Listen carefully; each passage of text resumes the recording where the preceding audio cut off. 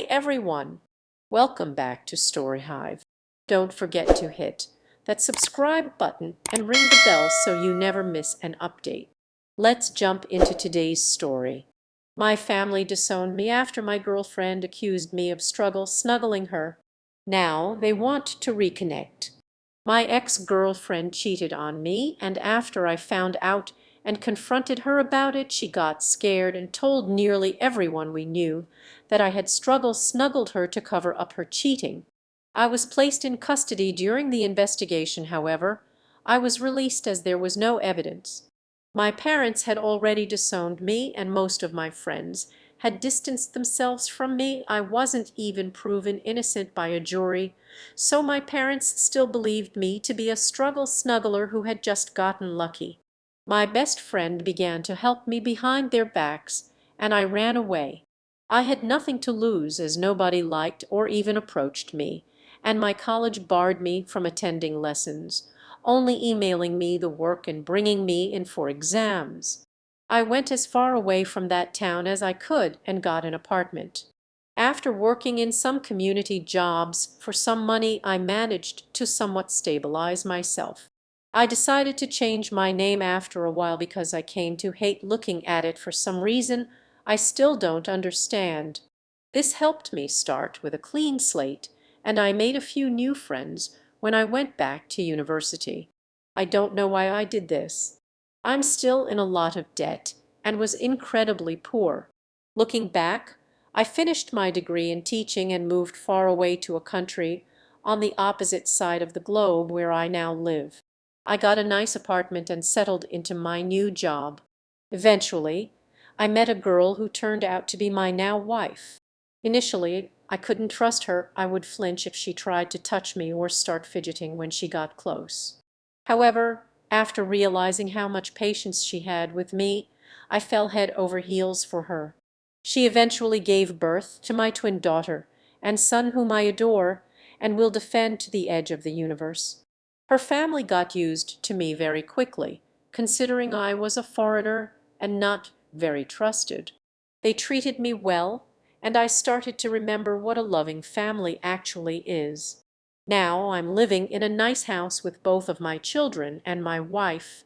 That is, until last night, when I was playing on our PlayStation with my son while my wife and daughter were in the garden. There was a knock on the door, and lo and behold, my father was there. He smiled weakly and began to speak, but I slammed the door so hard I scared my son. I took him to his room and called for my wife to take my daughter to bed. She was freaking out, and so was I. My father kept knocking on the door, and I just broke down in that moment. My wife comforted me and then answered the door for me. She asked who he was, and he said he was my father. I had given my wife a vague background of me, and she had nothing but sorrow for me. She looked understandably pissed and began to scream at my father for abandoning me and what not. After she calmed down, I told her to let him in and instructed her to go to our kids' bedroom to keep them busy while I talked to my dad.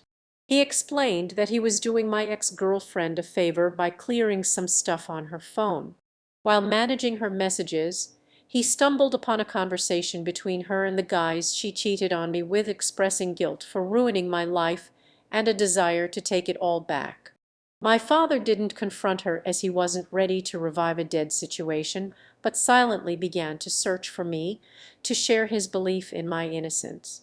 I don't even know how he found me, but I don't care because he's here now. For the part I need help with, I don't know what to do.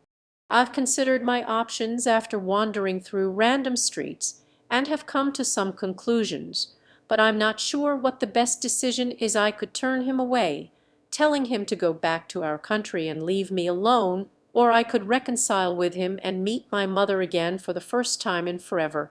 Update 1. I visited my father in his hotel and informed him that I wouldn't reconcile with him or anything like that.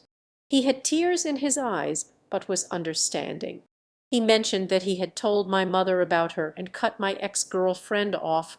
I asked him why there was still contact, as many of you questioned, and he explained that she apparently felt too guilty to really let us go. I'm not too inclined to believe it, as were many of you, but it's closure enough for me.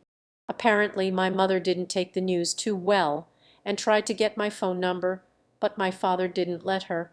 I'm not sure what I can really trust, given that I feel most of it is just a ploy to get me back into their lives. But after they threw me out onto the streets like a rabid dog, it just makes me sick. My son did end up asking who was at the door, but I told him it was a colleague.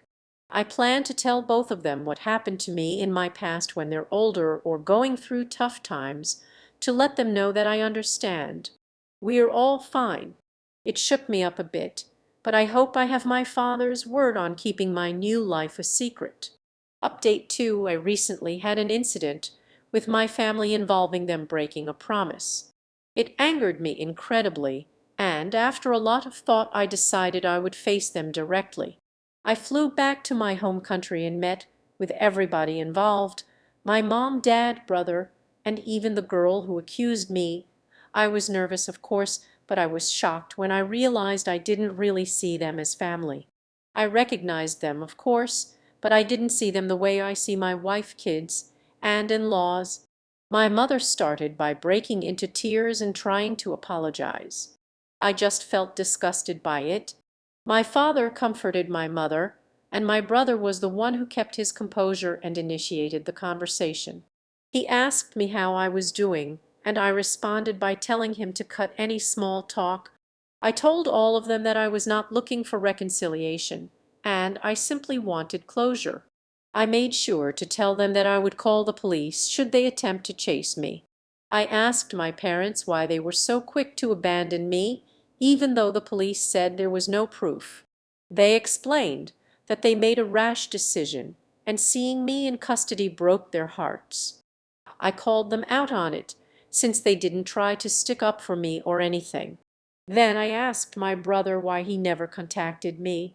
He looked surprised and said that he did, but I just ignored him all that time. Turns out he was right.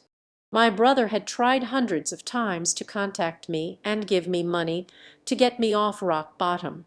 However, he questioned why I never answered and assumed that I hated him because of what happened.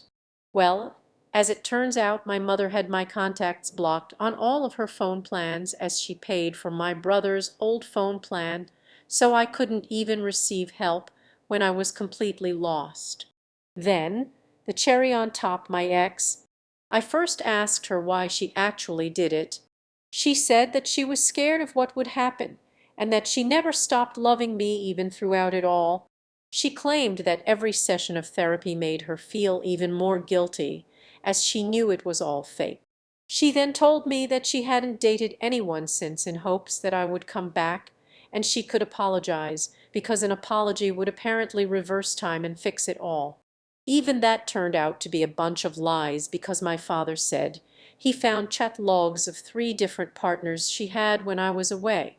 My ex broke down crying and tried to hold my hand. She had the audacity to ask for another chance. This just made me spiteful, and I pulled out my phone and began showing all of them hundreds of pictures of my 2 children's milestones and the good times my family had together, our visits to cities, their first day of school, both of them, and my wife in my arms. I told her that this was what she could have had if she wasn't so stupid, and my parents what they missed out on for not even hearing me out. I had a moment when I thought I had gone too far, but I realized that compared to what they did to me, I hadn't. My visit wasn't all miserable, though. I met up with my old best friend and his family. They were happy to see me, and I was still grateful for them taking me in when it felt like the whole world was against me. I plan to return to the country one day to show my kids where half of their culture comes from. I won't let them anywhere near my family, though. As far as I'm concerned, my only family is my wife, her family, and my kids. I'd say it went pretty well. Update 3. After the intense meeting with my family, life started to settle into a new routine. The emotional weight of confronting my past was heavy, but I felt a sense of closure that had been long overdue. I returned to my new home focusing on my family and my work. Things with my wife and kids continued to thrive. My children grew, and I took joy in their milestones, from their first day of school to their everyday adventures. My wife and I grew even closer, and the love we shared made me feel grateful for the new life I had built. One day, as I was working from home, I received a call from an old friend. It turned out that he had been keeping track of me and wanted to catch up. We arranged to meet, and it was a heartwarming reunion. My friend and his family were as supportive as ever, and their presence reminded me of the few constants in my life that had always been there for me. Despite the new stability and happiness I found in my life, the scars were there, and although I had forgiven, I hadn't forgotten. I decided that while I would not allow my past to dictate my future, I also wanted to keep my children informed about where they came from, but on my own terms.